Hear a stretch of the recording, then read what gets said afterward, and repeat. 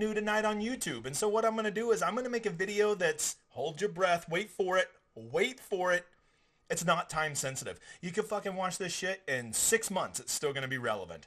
So what I'm doing today is I'm going to answer some FAQ, some frequently asked questions that people have, and I'm going to break it down and answer it for them. And hopefully this lands well. Maybe 100 people will watch this. Maybe 1,000 people watch. I don't give a shit. As long as it helps a few people, so be it. For all of you that don't know, which I hope is a fuck ton of you, maybe you just randomly, YouTube's just throwing this in your recommended, and you're like, who the hell is this guy? Well, let me tell you, I'm the Degenerate 75. I'm a high-limit PGA DFS player who runs a pretty badass show. You probably see it right here over my shoulder, called the Showdown Hoedown, in which we break down the showdown slates for DFS golf on DraftKings. But we also do a week-long stream every Wednesday, so you better check that out, because if you're doing DraftKings lineups and you don't watch that show before you make it Wednesday night, you're a fucking loser. Just like Rory McIlroy, a fucking loser. So I would be there for that. I would check it out. And so what is going on tonight is I have a Patreon. You can see it right there above me. This isn't a sell. All I want you to do, if you fucking like this video, go give it a like. If you really, really like it, subscribe. And if you're like, man, this guy is the truth, well then yeah, you can go check out my Patreon. But this video is really for them because I'm always producing content for them outside of what I do for YouTube. And I ask them, what are some questions you have that you want some more in-depth analysis on? And they gave them to me. And I figured instead of just making this video for them, I'll just put it out there for all of YouTube, because if those smart motherfathers in my Discord want to know this stuff, I bet there's some people out there on the YouTubes that want to know this shit too. Do I know everything about PGA DFS? Well, okay, yeah, I probably do. I know a lot of fucking about this shit. I've been doing it basically as a living. I'm into my 5th year right now. I have won a lot. I have lost a lot. I have learned from the school of hard knocks. I spent 2.5 years being a bum that just paid the rake like so many people that do this. And then I finally kind of learned how to do it. And I've just kept perfecting my craft. And, you know, I'm a sustainable winner now. But don't get that twisted. This shit's hard. There's not a lot of people that win at this consistently year over year. Basically, the only thing I'll promise you is I will help you not make all of the same slapdick mistakes that all the ratepayers do and all of the chalk donkeys do. If you don't know what those terms are, stay around because you're going to hear them a bunch. So anyways, this video is answering their questions. I'm just going to ask the question, probably post edit. We'll go toss them down at the bottom so you can see the questions.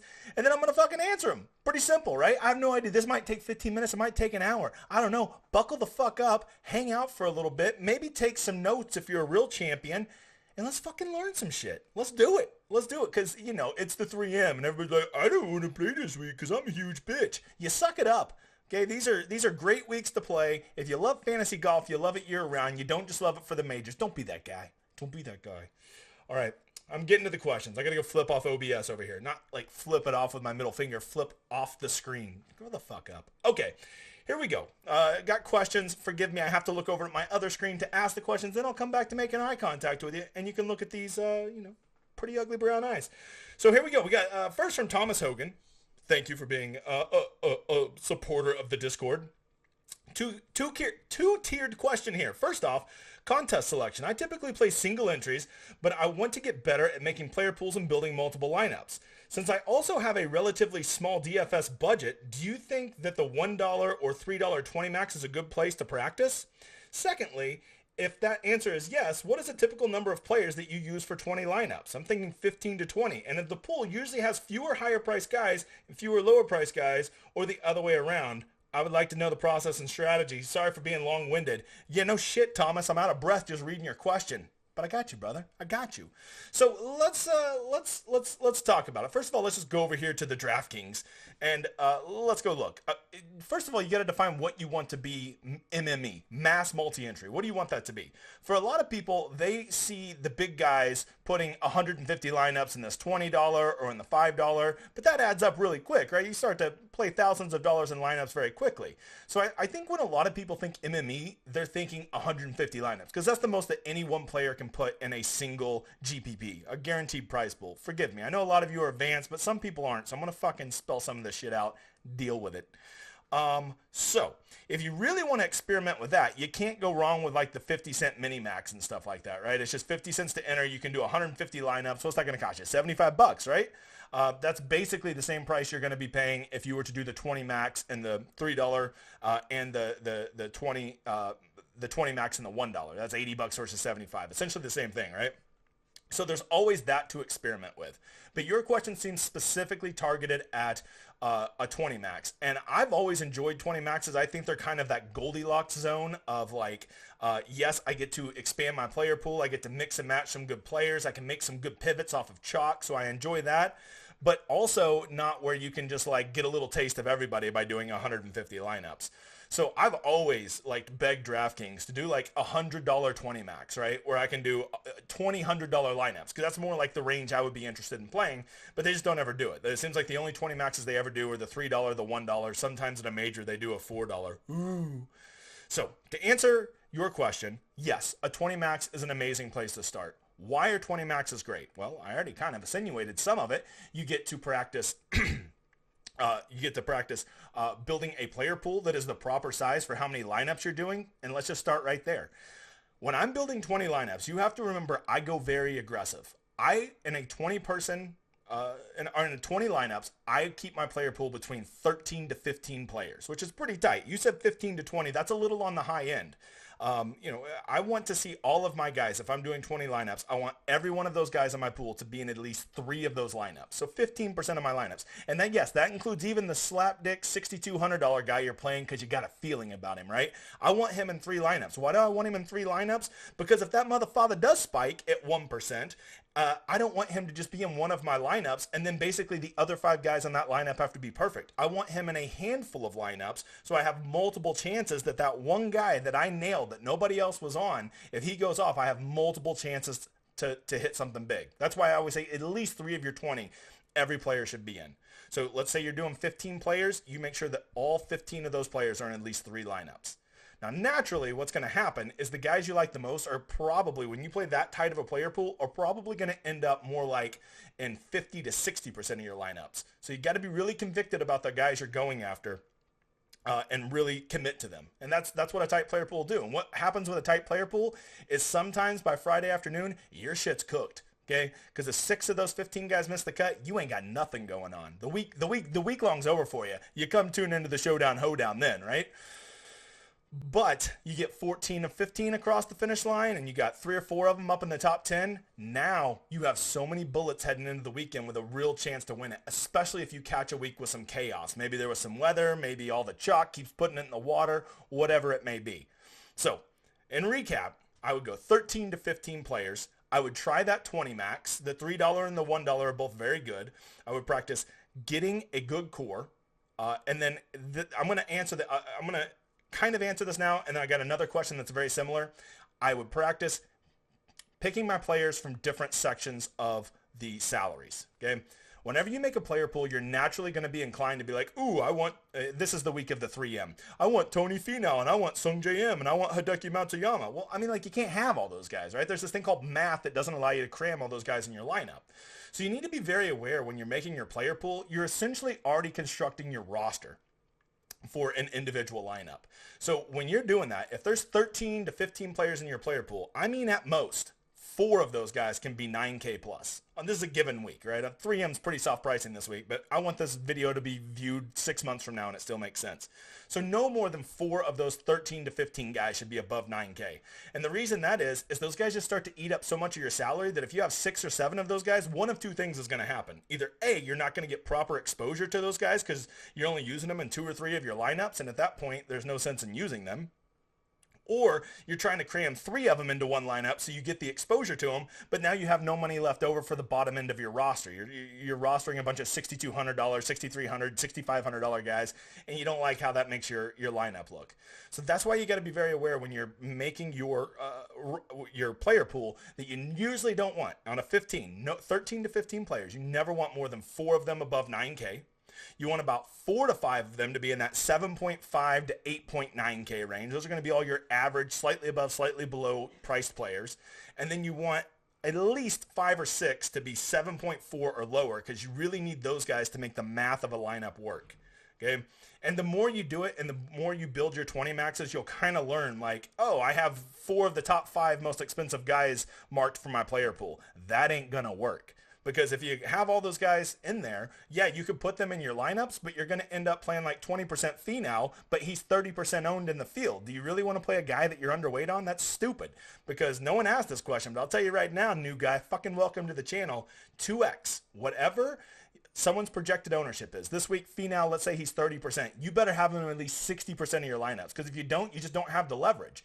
If Tony Finau's 30%, you're playing him in 20%, you're just paying the rake. I mean, you technically would do better if he missed the cut, because the field is more leveraged on him than you are. So that's fucking stupid. Either shit or get off the pot. Play Tony Finau in 60% or don't play him at all. This is big boy conversation. We're not trying to hedge our bets here. We're trying to win GPPs, and that shit's hard, and you only do it with really aggressive moves like that. All right, Thomas, that was a long-winded answer. You asked a lot of questions. It was a long-winded answer to a long-winded question. But thanks for asking, brother. All right, next question. David Hernandez wants to know, hey, DGen, love the Discord. Hey, love you, brother.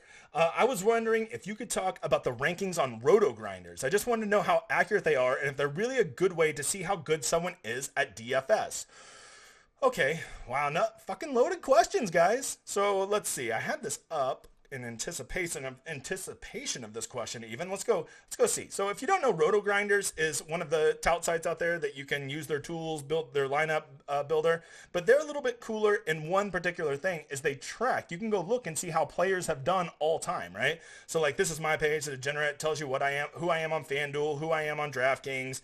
I'm somehow the number 846 overall player in the world this year, when literally in 2022, all I have played is golf. So how the fuck that's the case? Shows that I made the live final last year, blah, blah, blah. You can go see all my top finishes of all time. You can see I've won a decent amount of GPPs, tons of top fives and big placements and stuff like that.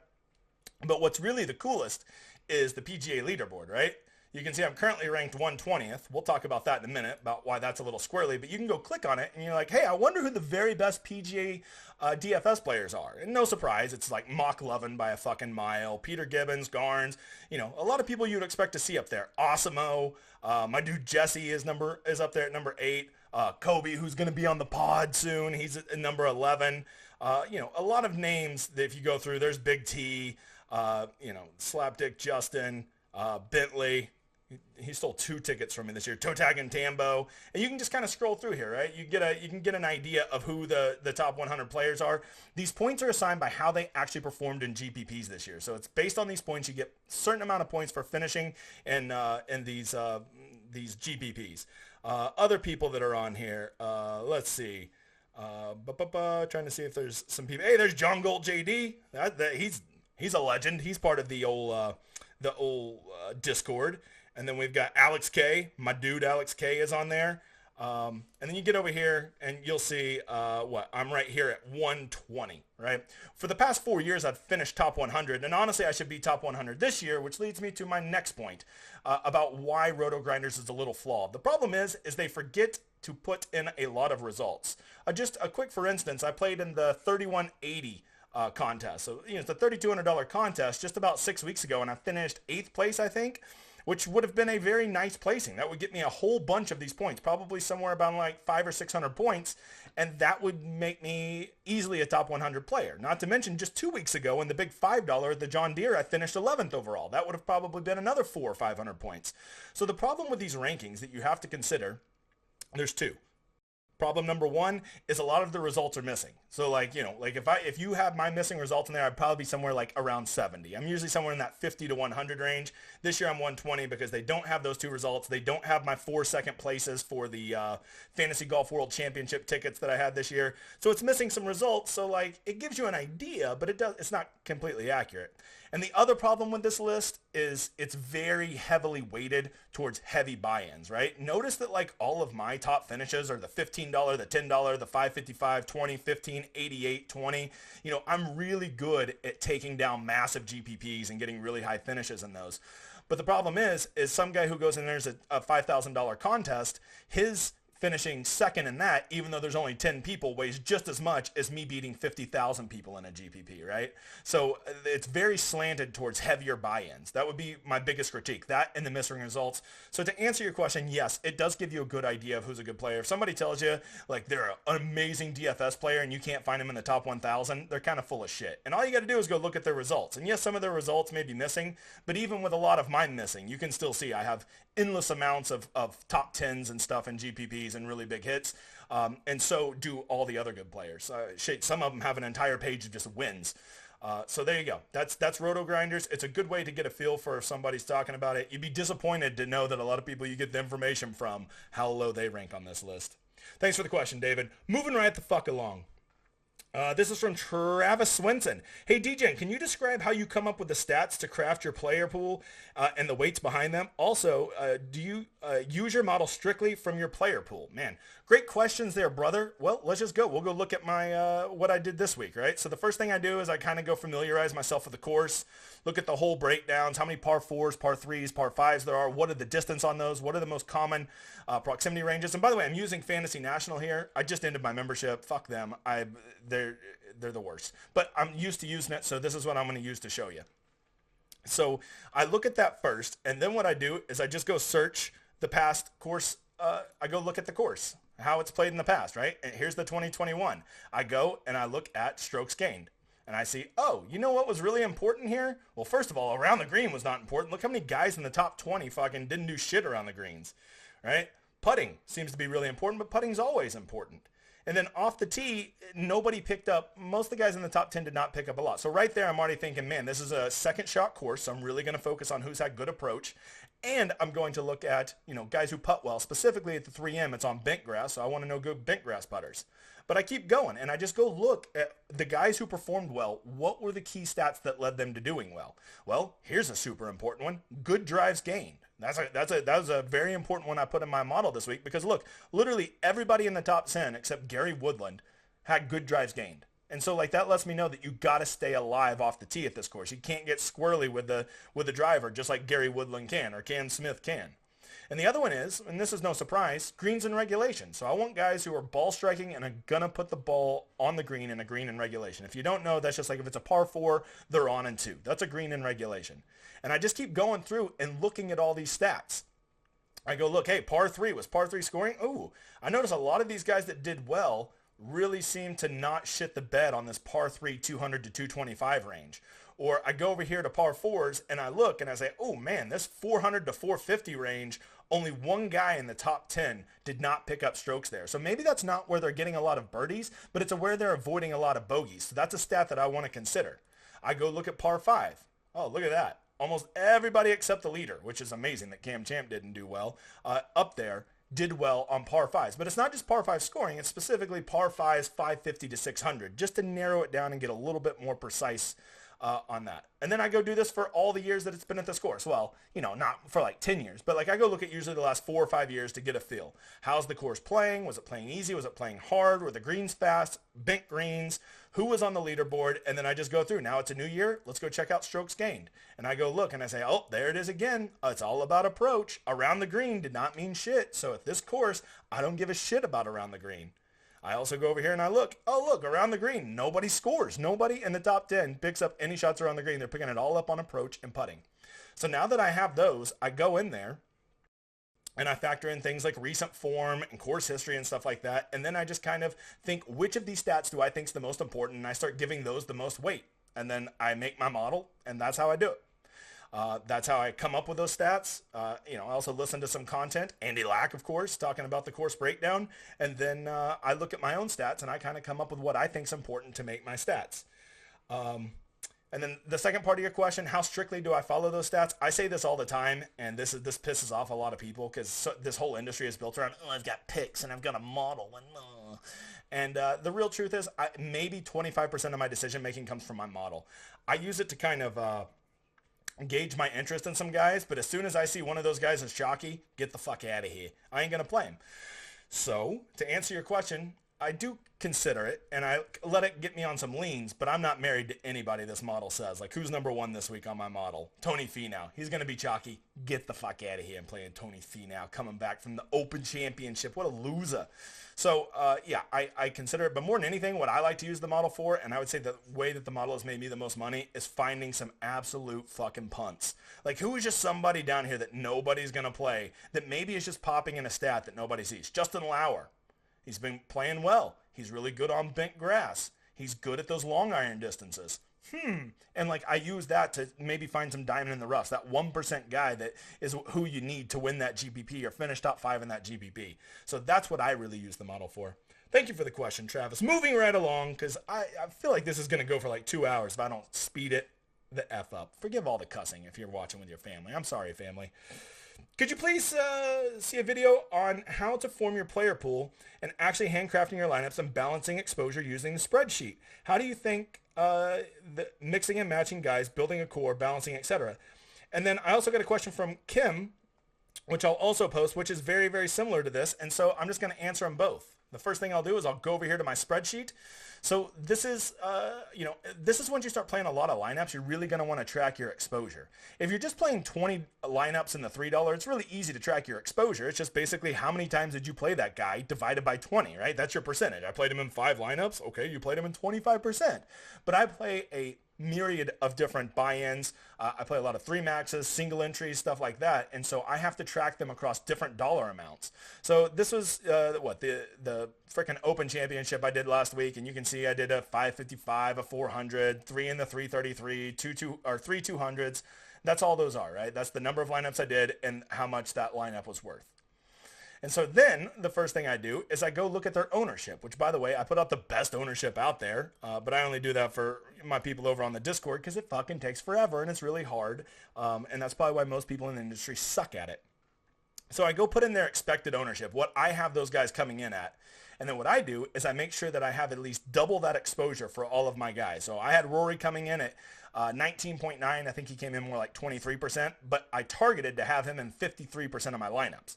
Does that mean he's in actually 53% of my lineups? No, that means he's in 53% of the dollars in my lineup. More on that in a second. And I go through. So Morikawa, I only had him projected at 5%, so I only trying to get him in 14% of my lineups, which would still give me almost 3x exposure to him. But then I forgot, Morikawa's a fucking bum and he just quits as soon as something doesn't go right. And you can kind of see this is my target ownership that I have for these guys. Always make sure it equals 600 and always take that target percentage times their salary and then multiply them, add all those up and divide by 600. And that number needs to be 833 or less or your exposures are a bunch of bullshit and it won't add up. That could be another video all on its own. So the first thing I do is I just start hand making these bad boys. I only did like 40 lineups. Yes, if I'm doing 300, I'll toss them in an optimizer, but I usually play more single entry and 3 maxes because that's where it's a better investment of your money. And so I look and I say, well, if I want Rory in 53% of my lineups, I better get him in my more expensive lineups, right? Because as soon as I put Rory in 1% of my line or in one lineup, I'm already 10% exposed to him because this lineup costs so much more than so many of my others, right? So true exposure is how much that lineup costs versus the total amount you were in. You can see I was in for like 5,300 last week. So as soon as I put him in a $55 or $555 lineup, he's already 10% in my lineups right there, just by putting him in that one lineup. I go down and I say, well, who else am I going to have a lot of? Well, if I want 36% Fleetwood, better get him in there too.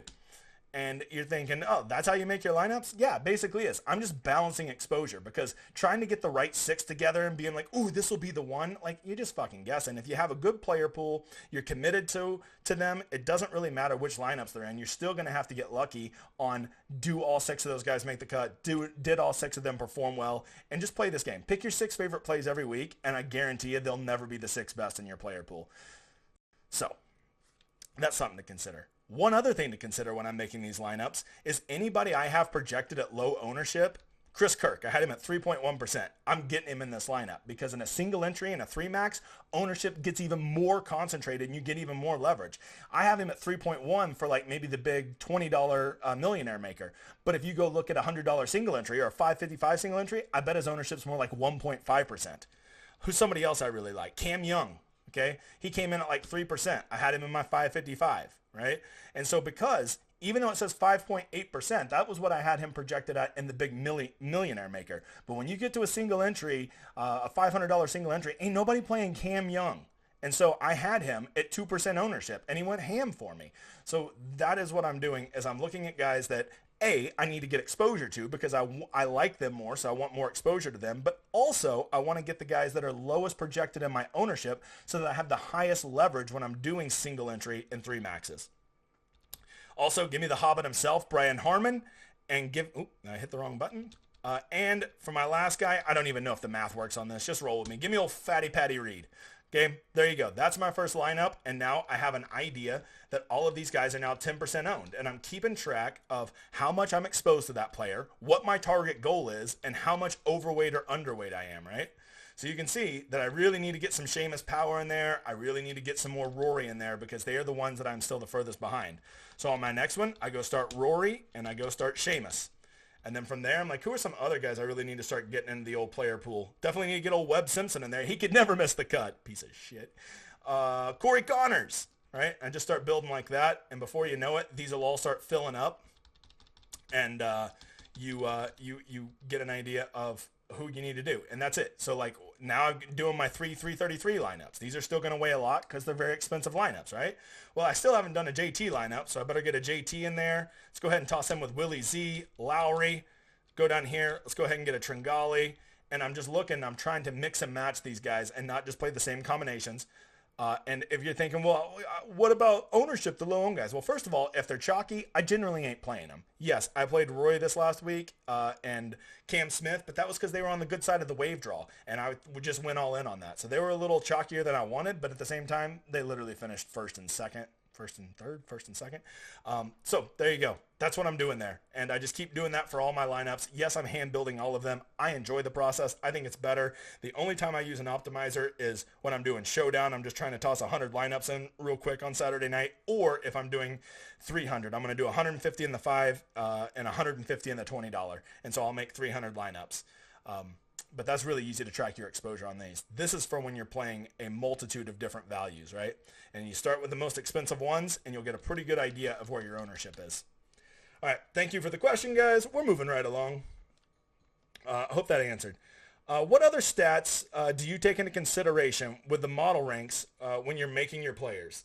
What other stats and data do you take into consideration with model ranks when making your player pool? Well, Russ, the most important thing is ownership. That's why I make such a big deal about ownership and waiting to the last minute to get the best ownership number you can, because honestly, you could never have known anything about fantasy golf. This is gonna hurt so many people's feelings because everybody's like, "I've got such good picks." No, you don't. No, you really don't.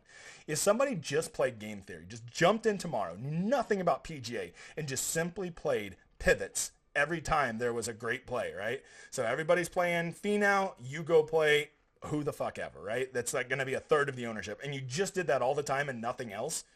That would be the single best thing you could ever do to win at PGA DFS. It'll make you uncomfortable. Do you really want to play that guy? Oh, there's a reason nobody's playing Bryson. Ooh, there's a reason no one's playing Cam Young. And then they go become the nuts play at the Open Championship, right? If you just play that leverage, it's going to pay off so much. So that is number one. The other thing is, weather. I'm a weather whore.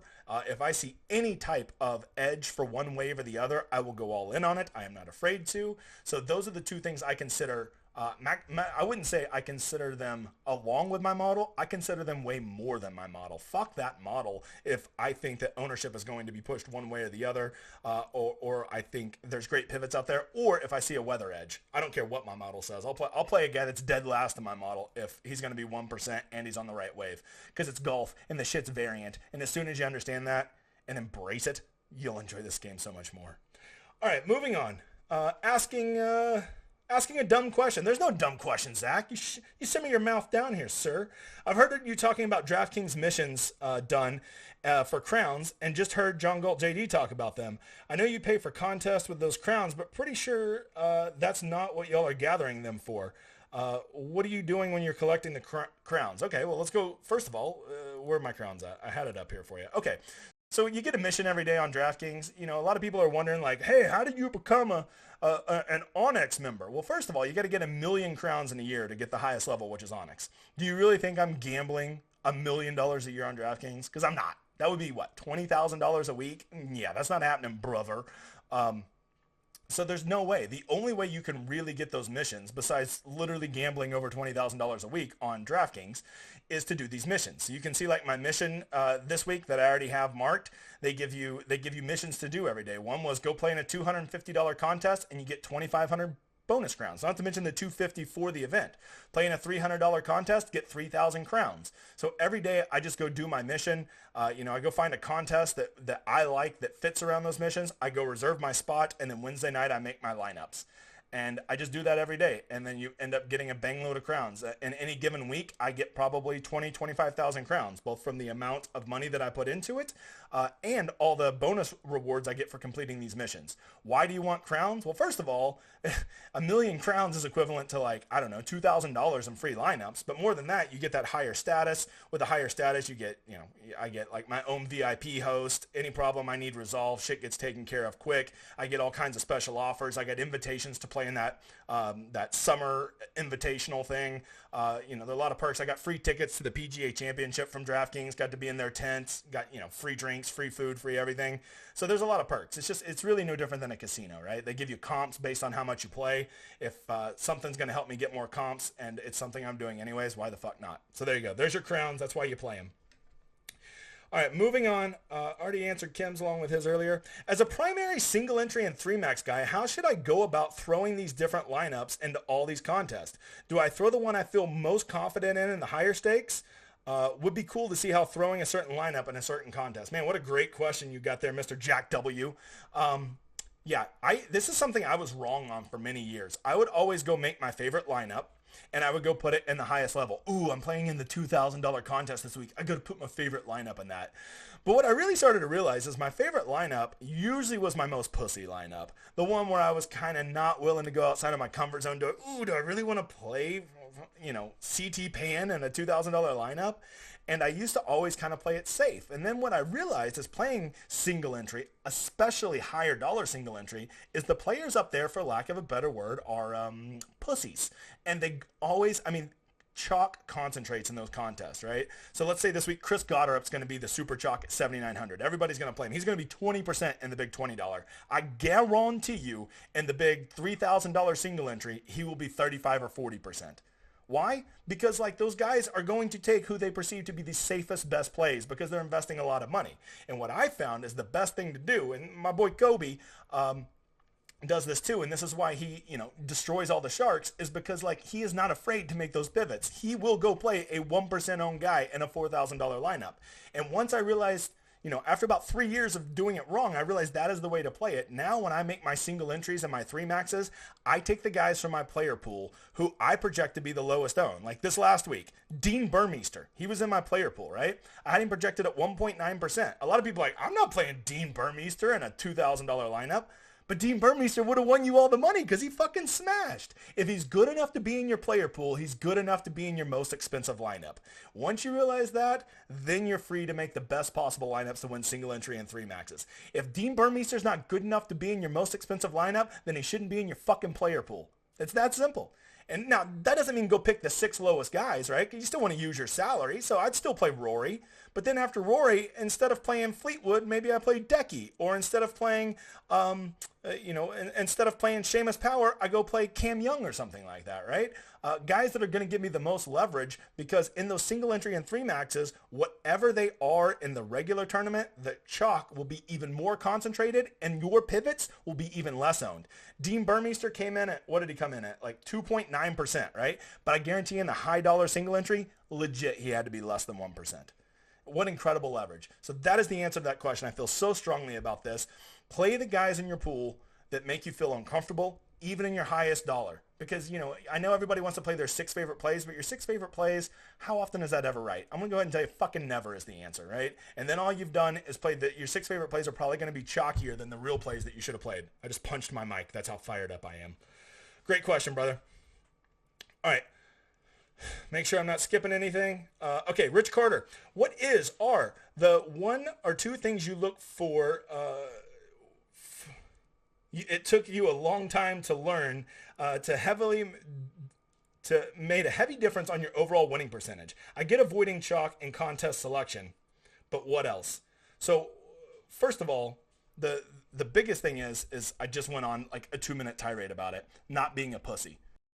That's the biggest one. When you go play in single entry or higher level contest, be willing. If somebody's good enough to be in your player pool, be willing to put Brandon Wu in your $500 lineup, in your $1,000 lineup, whatever your level is, $200, whatever your big lineup is.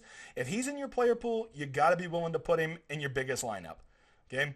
And the reason you do that, as I just said, you're going to get so much more leverage on them. If he's good enough to be in your player pool, he's good enough to be in your highest dollar lineup. So that would be one, not being a pussy. That would probably be the biggest one. And the second one would be not playing when I don't see an edge. Yes, my name is the Degenerate 75. But if you want to know the real fucking truth about me, I only play when there's an edge. Every Thursday, every Friday, people are like, hey, who are you playing for round one showdown? I'm like, I'm not playing. They're like, I thought you were the showdown guy. Why aren't you playing showdown? Because I don't fucking see an edge. If I see an edge for round one, yes, I will play it. If I see an edge for round two, I will play it. Now, there's always an edge for round three and round four. That's a fucking guarantee. But usually on Thursday and Friday, as the tournament's getting felt out and we still don't have great statistics to go off of, outside of a weather edge, they're just usually not a great edge. It's just guessing. And if I wanted to just guess, I'd go up to 7-11 and play a fucking scratch off. So I'm only playing contests where I feel I have an edge. That's also why you'll never see me playing in the 44-44 Millionaire Maker. I can afford to play in that, but it's fucking stupid. Like, half the money goes to first place. What a stupid contest to play in. Unless you're filthy rich and don't care about money. That's not me. Every contest I enter, I say to myself, do I expect to win more on this lineup that I'm putting in? Is it a plus EV move, expected value? And if the answer to that is no, I don't play in it. It's that simple. And yeah, sometimes I'm like, ooh, I love this week. I want to play $10,000 in lineups. But if there's not $10,000 in contests that I see that I have an edge in, fuck it. I'll do however much that there is that I'm comfortable with the advantage in the contest that I have. There you go. Hope that answers your question, Rich. All right, here we go. Run the bases. We talk about using all your salary and showdown slate. Or can we talk about using all of your salary and showdown slates? I completely understand the argument in week-long over 4 courses, but in a single round of high-variant golf, it doesn't seem that using all your salary is always the optimal strategy. So thank you for the great question, my run the bases brother. You're exactly right. Everything you said was spot on. In week-long, I am a true believer in that you should spend almost all of your salary because you want to get access to the best players, and better players cost more than less good players. But this is the week of the 3M. I hope you're watching this in the future. I hope it's fucking January right now and you're watching this the week of the Sony Open. But right now, in this current moment in history, the 3M has some of the softest pricing I've ever seen and a bunch of people have withdrawn. So this is actually a week that even in week long, I'm cool with leaving up to probably $1,000 on the table. Normally, I would never say do that because I could get you from somebody like, Bobby Mack all the way up to like, I don't know, Jordan Spieth or something like that, right? Like he's obviously a better player. You should do that. But to answer your question about showdown, absolutely. In a single round, especially when there's soft pricing and you want to avoid those, let's say Finau's leading after round 3. So Sunday showdown, he's going to be 60% and he's going to be 10,400. And you want to fade that chalk heading into that day. And all the other high level guys miss the cut, right? So there's just really nowhere to spend your money on. Well, then absolutely. In cases like that, I have left upwards of 1,000 to 1,500 on the table because in a single round, it really doesn't matter near as much. Okay, now, this last week at the Open Championship when there were tons of good players and the pricing was pretty tight, I was using up almost all my salary, maybe leaving 100 on the table. But on a week where there's soft pricing, a lot of the high salary guys have missed the cut, then yes, I'm all for leaving salary on the table at Showdown. Great question, dude. I appreciate you trying to call me out. Good work. All right, Nick the Cajun, in your player pool, do you limit the amount of players from each range? Yeah, I touched on that earlier. Might have been the very first question I did. You'll learn that when you're making a player pool, when you're making that pool, you're already making your lineups. And you do that by knowing that how a roster is going to get constructed. If you go make your player pool and you have 15 players in it and 6 of those guys are above 9,000, you're going to have the shittiest exposures ever. To make that work, you're going to have all kinds of guys down in the 6,000s to offset all those expensive guys. So what you'll learn is if I'm doing a 15-player player pool and I want to make 20 lineups out of this and I want to be able to mix and match and, have all these great combinations, so if my core hits, I make a lot of money, you'll learn that basically you don't want to have more than 4 guys over 9K. You don't really want to have more than 4 to 5 guys in that 7.5K to 8.9K range, and you're going to need at least 5 or 6 guys from below 7.4 and lower to really fill those out. You start to get a feel. Go put a 10,700 guy in your lineup, and you instantly get a feel for, oh shit, it's going to be really hard to get a $9,000 guy in, and if I do, I'm going to be dropping down and putting in 3 guys below 7.4K, right? Just to make the math work. So you start to learn this the more you make lineups and the more you make player pools. So yes, you have to be very cognizant of each range of salaries whenever you're making that. Good question, my man Nick. All right, could be Travis. Would you mind to take some time to touch on pricing dynamics? What should you expect from a golfer over 10K? What is reasonable for a golfer at 6,500? Are there a few others that I'm not seeing at the prices they are this week, and I'm having trouble gambling on who the price? Man, what a great question, Travis. So this to answer your question, I hear so many of the big names in the industry talk about this all the time, and they're just fucking wrong. Like most things, they always say, "Oh, that guy's 10,000. If he just gets you a T7, you're golden." Bullshit. Okay, if there's a guy up in 10,000, he gets a T7, right? For this week, we're using the 3M. Let's just say it's Sung J M, right? You're just thinking, man, if Sung J M just gets T7 or worse, I will be counting the money because I'm gonna fade Sung J M because he's a loser. Okay. Or let's even be more dramatic. Let's say T13. He gets T13, you're golden, man. You'll be, because his salary's 10,400, you'll be golden. Bullshit. And let me tell you why. It's because there's a thing called relativity, where all success is based on the players that are around them. If every player over 10,000, let me check that. Every player over 9,000 misses the cut and Sung J M comes in T13, he is going to be in the optimal lineup because we know one thing. People use their fucking salary. And he is going to be the only guy up there that is. Or let's say just him and Hideki Matsuyama make the cut and Hideki comes in T58 and Sung J M comes in T13. That is a smash play. He is the absolute nuts you have to have this week because we know no one's leaving $7,000 on the table. So we know everybody either had Finau, Deki, or Sung Jae or a bunch of 9K guys. And if they all miss the cut and it's just Deki and Sung Jae, basically it comes down to who did the best out of that range. So to answer the question, what are your expectations for a guy at 10,500? It's the simplest answer ever. He has to fucking do better than everybody else around him in that range. That's it. That's the most important thing, right? And what is his range? Basically anybody within 1,000 of him is what I would say. So if you're looking at 10.5 Tony Finau this week or whatever he is, then I would go all the way down to 9.5. Basically it's like Mav McNeely and all those guys up. And Tony needs to outperform them to justify that salary. If 2, 3, 4 of those guys beat him, he becomes a horrible play. Even if he gets T7, if 4 of those other guys get more DraftKings points than him, and they're at a cheaper price or a relatively equal price to Tony Finau, he's a fucking bust. It's that simple. So now to answer the flip side of that, what should I expect from a $6,500 guy? Oh, this drives me nuts. I want to punch my radio every time I hear this. Radio, podcast, phone, whatever the hell it is. Well, he's 6,500. If he just makes the cut, you're golden. Bull fucking shit. That is such an idiot take. Okay, first of all, have you ever seen somebody win a GPP when they have like a guy finish T65? It doesn't happen. They have the winner, they have second, third, and they usually have 3 other guys in the top 15. That's almost what every winning GPP lineup looks like if they're not all in the top 10. That's like a worst case scenario. You never see somebody with a first, a second, a third, 34th, 45th, and 65th. Those don't win GPPs. Maybe the big like $2,000 entries because, you don't have to hit the nuts there. But in the big GPPs where you have to hit the nuts, you have no fucking chance of winning a GPP when you have somebody who's T65th.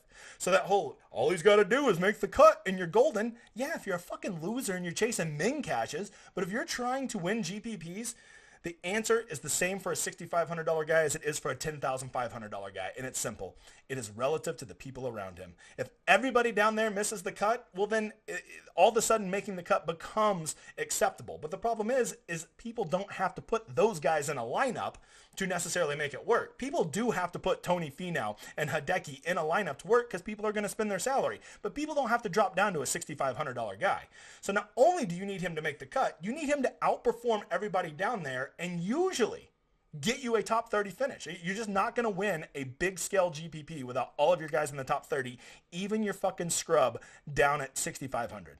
So there's your answer. If you think, oh, I'll just play a 6,500, he made the cut, I'm so smart. No, that is not good enough. Brandon Wu making the cut last week at the Open Championship was not good enough. He needed to make the cut and he needed to go get me a T18. He didn't do it. Dean Burmeister, I needed him to make the cut at 6,700. Not good enough. I needed him to go finish, what did he finish, like T11? Fucking animal. Dean Burmeister did me very well.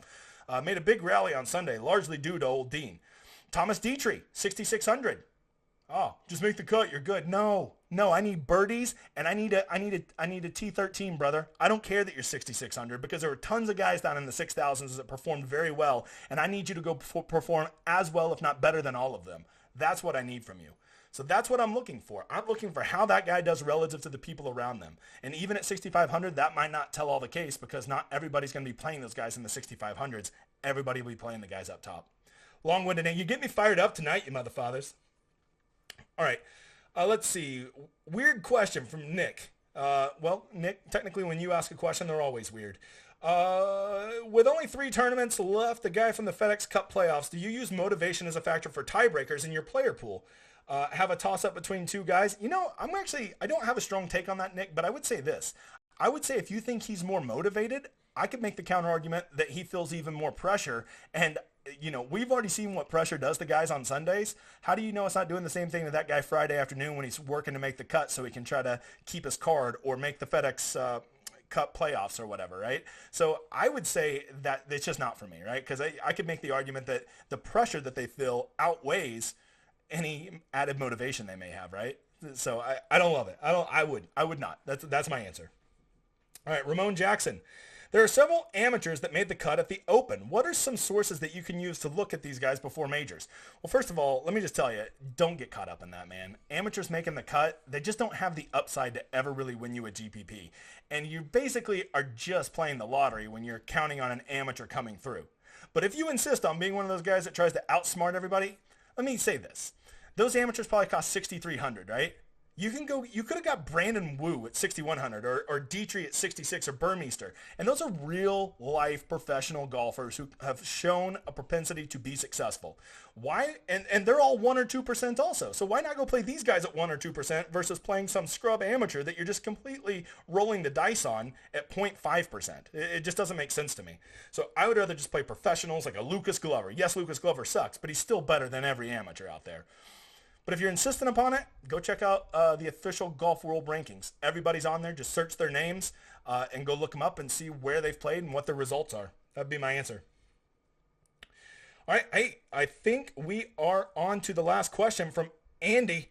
Provide a comment on bankroll and contest selection. Example, if you've got $1,000 to $1,500 to play, would you suggest playing in the 777 single entry and 2 333s, the 5 max? Or use a variation of a bunch of $100 and $200 and the 153 max. Andy, fucking legendary question, bro. I got this up. This is this week. Once again, we're at the 3M. I hope you, hey, new guy, thank you for fucking watching this long. I appreciate it. Go drop a like, maybe a subscribe. And if you think I tell the truth, you know, don't forget about the Patreon. Over 200 members in 9 days. Not too fucking bad. So, to answer your question, there's 2 ways to go about this, Andy. The first thing is make your player pool. Go star all the guys you like. Did you like 12 guys this week? Did you like 18 guys this week? 24, 30? You know, this week, I don't exactly love a lot of guys. All the guys I did like are fucking chalk. So I'm kind of thinking, man, with all this chalk out there, do I really want to play those guys? And I think the answer is going to be no. I don't want to play chalk. And if there's a wind advantage, half the guys I like, they're out the door too. Okay? So this week is probably a great week for me to have a smaller player pool. 10 or 12 guys, maybe look at doing somewhere between like 6 and 8 lineups and just rotating those guys and just hoping I smash the nuts this week, right? So that's one thing to consider. How many guys do you like could help answer that, right? If you like more guys, well then play in more of the $100 and the $200 and don't go blow it all on 3 lineups, right? Maybe blow it on 10 or 15 lineups so you can have more exposure to more guys. The other thing to consider is the contests themselves. So like, this 333 right here, let's look at it. It's just the best. There's only 500 people in it. It's a 5 max, so all the big guys aren't entering 150 on us or 30 or whatever the number. And it's got a super flat payout structure, which is super nice. Even if you get, like 3rd place, you're going to be super happy. It is a very good payday.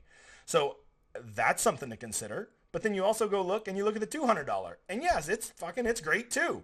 And so what I really start to do to break these ties is I look, is there any that like just really suck? The 555, it's not as good as the other 2 because you can see first place is 100,000, but then you drop down to 10th, you're only getting 4,000. That's only 1/25th of what first place is. I like it to be closer to 1/10. So other things you can look at is just how good the contest is. Let's go check out that 777. let's see. So there's only 35 people in it, which you gotta love that. First place is $7,000. So you got to ask yourself, is that worth the investment? If you actually do hit a good lineup and you win that thing, you're only getting 9 extra money. Now, I'll be the first to acknowledge you only got to beat 35 people. And that is a nice flat payout structure. So it basically comes down to how good are the contests. And for whatever reason, DraftKings put out some fucking beautiful contests this week. So I'm really trying to find one to go shit on for you here, like a lineup to go shit on. Maybe I just saw the 150. Where'd you go? Yeah, here's the 150 you're talking about. You look at this, and this, once again, a very solid payout structure, right? 10th place pays 500, first is 7,500. That is not bad. But maybe you're thinking, man, I want more upside than 7,500 bucks. If I'm going to put in $2,000 this week, I at least want a chance to win 30,000, 25,000, whatever your number is, right? And if you're playing in these smaller contests like this, you don't have that upside. So that's something to consider also, is what do you want your upside to be? Maybe $7,500 is good enough for you. And let's face it, that's a good payday too, right? But, for me, I'm looking to get as many $25,000 cashes a year as I can. And so basically that ends up becoming a cutoff for me. I want first place to at least be 25,000 so that I have a chance to get it. So in my case, if I were doing what you were doing, I would be looking hard at this 333 because I love that it's a 5 max. I love first place. I love the flat payout structure. The 777, that's a lot for me to enter when I could just go enter all these 200 and 100s because they usually do 3 200s and 2 $100 single entries, which I love. And 20,000 up first. Yeah, that's not quite 25, but it's pretty damn good, bruh.